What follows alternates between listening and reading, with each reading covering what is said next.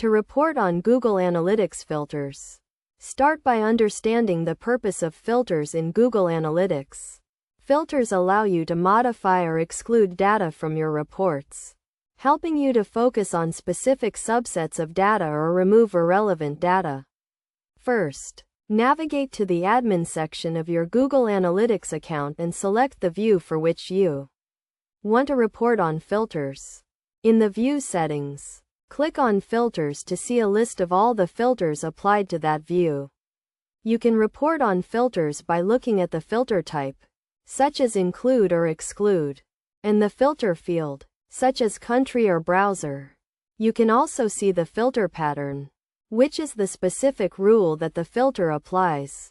To report on the impact of filters, use the comparison feature in Google Analytics to compare data with and without filters applied.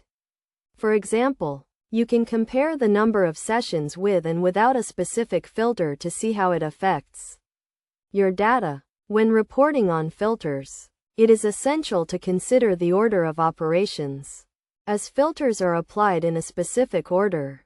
Understanding this order is crucial to accurately interpreting your reports. Best practices for reporting on filters include regularly reviewing your filters to ensure they are still relevant and not excluding important data. You should also test new filters before applying them to your main view to avoid data loss.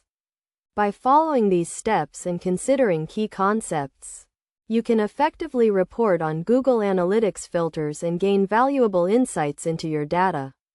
Regular reporting on filters will help you refine your analytics setup and make better data-driven decisions.